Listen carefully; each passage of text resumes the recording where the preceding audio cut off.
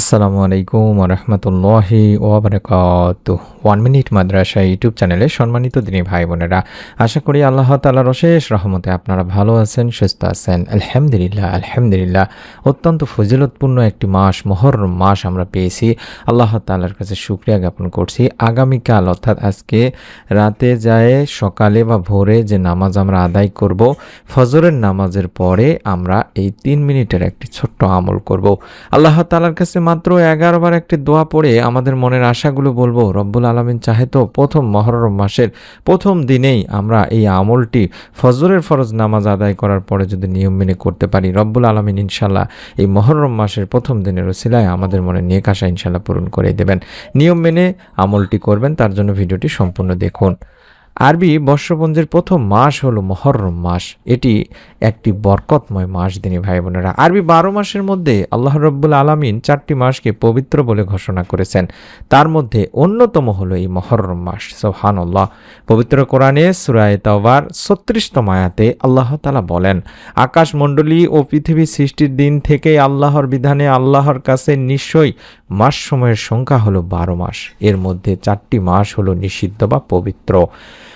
আর এই মাসে রয়েছে আশুরার রোজা দিনী ভাই বোনেরা। আমরা আশুরার রোজা কবে রাখবো, কি নিয়মে রাখবো, রোজা রেখে কি আমল করতে হবে তা নিয়ে নতুন একটি ভিডিওতে আলোচনা করব ইনশাল্লাহ। আজকে প্রথম দিনে ফজরের ফরজ নামাজ আদায় করে আমরা এই ছোট্ট দোয়াটি বা ছোট্ট এই আমলটি করার চেষ্টা করব। আমরা জানি যে নামাজের মধ্যে যেমন ফজরের রয়েছে বিশেষ গুরুত্ব, তেমনি সময়ের মধ্যেও এই ফজরের সময়ে রয়েছে বিশেষ গুরুত্ব।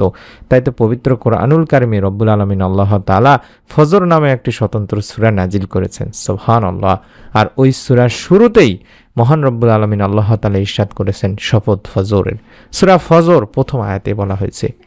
শুধু তাই নয়, হাদিসেও ফজরের নামাজের বিশেষ তাগিদ রয়েছে। জুনবুদ ইবনে আব্দুল্লাহ রাদিয়াল্লাহু তাআলা আনহু থেকে বর্ণিত, মহানবী সাল্লাল্লাহু আলাইহি ওয়াসাল্লাম ইরশাদ করেছেন, যে ব্যক্তি ফজরের নামাজ পড়বে সে আল্লাহর জিম্মায় থাকবে।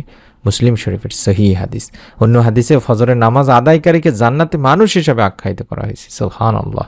আবু মুসা আশআরী রাদিয়াল্লাহু তাআলা আনহু থেকে বর্ণিত, আল্লাহ রাসূল সাল্লাল্লাহু আলাইহি ওয়াসাল্লাম ইরশাদ করেছেন, যেই ব্যক্তি দুটি শীতল সময় নামাজ আদায় করবে সে জান্নাতে প্রবেশ করবে। বুখারী মুসলিম শরীফের একটি হাদিস। এই দুইটি শীতল সময় নামাজই হলো ফজর ও আসর দিনী ভাই বোনেরা। আমরা আজ ফজরের নামাজের পরে আমলটি দিলাম, আগামীকালকে ইনশাল্লাহ আসরের নামাজের পরও আমলটি দেওয়ার চেষ্টা করব, কারণ এই দুই সময় অত্যন্ত পাওয়ারফুল একটি সময়। এই দুই সময়ে আমল আমাদেরকে করতে হবে। তাই এখনই অনুরোধ করছি, আসরের নামাজের পরের অর্থাৎ আগামীকাল আসরের নামাজের পরের গুরুত্বপূর্ণ আমলের ভিডিওটি পাওয়ার জন্য হলো চ্যানেলটি সাবস্ক্রাইব করুন, যেভাবে আমি সাবস্ক্রাইব করা দেখাচ্ছি। এই ভিডিওটির নিচে এই সাবস্ক্রাইব লেখাটি আছে, একবার চাপ দিয়ে রেখে দিন। এই গুরুত্বপূর্ণ ফজরের নামাজ আদায় করার পরে আমরা এই ছোট্ট দোয়াটি করব। আমরা জানি দোয়াই হলো মুমিনের একমাত্র হাতিয়ার দিনী ভাই বোনেরা। আল্লাহ দোয়া ও আমলের মাধ্যমেই আমাদের নৈকট্য অর্জনের সুযোগ দিয়েছেন। আল্লাহ রাব্বুল আলামিন সেই বান্দাদেরকে তাই সবচেয়ে বেশি ভালোবাসেন যারা তার কাছে দোয়া করে বা চায়, আর যারা চায় না তাদের প্রতি তিনি অসন্তুষ্ট হন। তাই তো আল্লাহ তাআলা বলেন, নিশ্চয়ই মানুষকে সৃষ্টি করা হয়েছে অস্থির করে, যখন তাকে কোনো বিপদ স্পর্শ করবে তখন সে হয়ে পড়বে অতিমাত্রায় উৎকণ্ঠিত। সূরা মারিজের আয়াত 19 থেকে 20 বলা হয়েছে। তাই যে কোনো ধরনের বিপদ আপদে আল্লাহ তাআলারই সাহায্য চাইতে হবে, মুচড়ে পড়া যাবে না, বেশি বেশি দোয়া করতে হবে। মানুষের দোয়া আল্লাহ তাআলা কখনোই ফিরিয়ে দেন না। হাদিসে দোয়া কবুলের 3টি অবস্থা জানা যায়, অর্থাৎ আপনি দোয়া করলে এর প্রতিদান কোনো না কোনো সময় আপনি পাবেনই। দুনিয়াতে না পেলেও আখেরাতে পাবেন, অথবা এর মাধ্যমে আল্লাহ তাআলা আপনাকে কোনো অমঙ্গল থেকে রক্ষা করবেন। অর্থাৎ প্রথমত দোয়াকারীর দোয়া হুবহু কবুল করে দুনিয়াতেই দেওয়া হয়।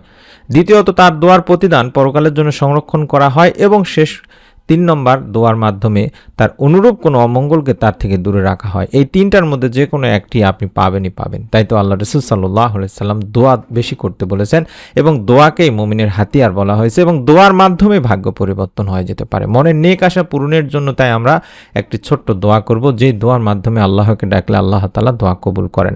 হাদিস শরীফে বলা হয়েছে, একবার আনাস রাদিয়াল্লাহু তাআলা আনহু আল্লাহ রাসূল সাল্লাল্লাহু আলাইহি সাল্লামের সঙ্গে বসা ছিলেন। এই সময় এক ব্যক্তি এসে নামাজ আদায় করার পরে এই ছোট্ট দোয়াটি পাঠ করলো। অর্থাৎ আমি এই মুহূর্তে যে দোয়াটি দেখাচ্ছি স্ক্রিনের মধ্যে, আল্লাহুম্মা ইন্নী আসআলুকা বিআন্না লাকাল হামদু লা ইলাহা ইল্লা আনতাল মান্নান বাদিউস সামাওয়াতি ওয়াল আরদ ইয়া জাল জালালি ওয়াল ইকরাম ইয়া হাইয়্যু ইয়া কাইয়্যুম।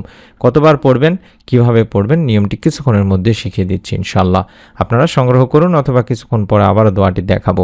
এই দোয়ার অর্থই হচ্ছে, হে আল্লাহ, আমি তোমার কাছে প্রার্থনা করি, তুমি তো সব প্রশংসার মালিক, তুমি ছাড়া কোনো উপাসক নেই, তুমি দয়াশীল, তুমি আকাশসমূহ পৃথিবীর একমাত্র সৃষ্টিকর্তা, হে মহান সম্রাট ও সর্বোচ্চ মর্যাদার অধিকারী, হে চিরঞ্জীব, হে সর্বময় ক্ষমতার অধিকারী। আল্লাহ রাসূল সাল্লাল্লাহু আলাইহি ওয়াসাল্লাম তখন বললেন, এই ব্যক্তিটি ইসমে আজমের মাধ্যমে দোয়া করেছে। ইসমে আজম হচ্ছে মহান রব্বুল আলামিন সে নাম, অর্থাৎ রব্বুল আলামিনের এমন গুণবাচক নাম যে নামে ডাকলে তিনি বান্দার সেই ডাকে সাড়া দেন এবং যে নামে তার কাছে চাওয়া হলে তিনি বান্দার সমস্ত চাওয়া পাওয়া পূরণ করেন। আবু দাউদ শরীফের একটি হাদিস। সুবহানাল্লাহ, সুবহানাল্লাহ, কতটা পাওয়ারফুল একটি দোয়া দিনী ভাই বোনেরা। অর্থাৎ আমরা এই ছোট্ট নিয়মটি মেনে আমলটি করার চেষ্টা করব। আজ হচ্ছে ফজরের নামাজের পর আজকে প্রথম, অর্থাৎ পহেলা মহররম, আমরা প্রথম ফজরের ফরজ মহররম মাসের আদায় করার পরে তাসবিহ তাহলিল পাঠ করে অন্তত কষ্ট করে এই 2-3 মিনিট সময় দিয়ে আমলটি করব। প্রথমত আমরা দরুদের আমল করে নিব, অর্থাৎ যাতে করে আমাদের দোয়া আল্লাহ তাআলার কাছে কোনো বাধা ছাড়াই পৌঁছে যায় দিনী ভাই বোনেরা। তাই আমরা আল্লাহুম্মা সাল্লি আলা মুহাম্মাদ ওয়া আলা আলি মুহাম্মাদ এই ছোট্ট দরুদটি আগে 11 বার অন্তত পড়ে নিব। মাত্র কয়েক সেকেন্ড সময় লাগবে। আপনি 11 বার পড়ে নেওয়ার পরে অন্তত 3 বার হলেও পাঠ করবেন। আল্লাহুম্মা ইন্নী আসআলুকা বিআন্না লাকাল হামদু লা ইলাহা ইল্লা আনতাল মান্নান বাদিউস সামাওয়াতি ওয়াল আরদ ইয়া জাল জালালি ওয়াল ইকরাম ইয়া হাইয়্যু ইয়া কাইয়্যুম। আল্লাহুম্মা ইন্নী আসআলুকা বিআন্না লাকাল হামদু লা ইলাহা ইল্লা আনতাল মান্নান বাদিউস সামাওয়াতি ওয়াল আরদ ইয়া জাল জালালি ওয়াল ইকরাম ইয়া হাইয়্যু ইয়া কাইয়্যুম।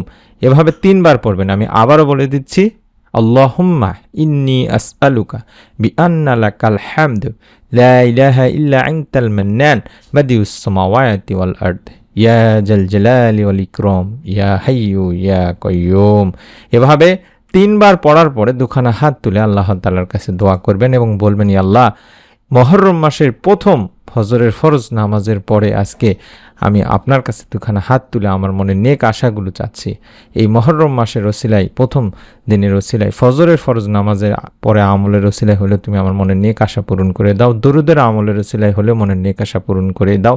ইসমে আজমের নামে ডেকেছি, এই নামের ওসিলায় হলেও মনের নেক আশাগুলো পূরণ করে দাও। এভাবে আল্লাহ তাআলার কাছে দোয়া করুন। রব্বুল আলামিন ইনশাআল্লাহ আপনাকেও নিরাশ করবেন না। তাই অনুরোধ করছি, নিয়ত করুন। অন্তত আগে আমলটি করার আগে নিয়ত করে নেবেন, তারপরে আমলটি করবেন। নিজে আমল করবেন, আপনার নিকট আত্মীয় স্বজন কাছের মানুষজনকেও আমলগুলো করার জন্য বলবেন। এবং এরকম মহররম মাস জুড়ে আমরা প্রতিদিন ভিডিও দেওয়ার চেষ্টা করব ইনশাআল্লাহ। গুরুত্বপূর্ণ, বিশেষ করে আশুরার রোজা নিয়ে আমলের ভিডিওগুলো আমরা তৈরি করব। সেগুলো পাওয়ার জন্য হলো, আবারও বলছি, এই ভিডিওটির নিচে এই সাবস্ক্রাইব লেখা বাটনটি আছে, একটু কষ্ট করে দেখুন, এটার উপরে একবার চাপ দিয়ে রেখে দিন। নতুন ভিডিওগুলো ইনশাআল্লাহ আপনার কাছে পৌঁছাতে থাকবে। সকলে ভালো থাকুন, সুস্থ থাকুন।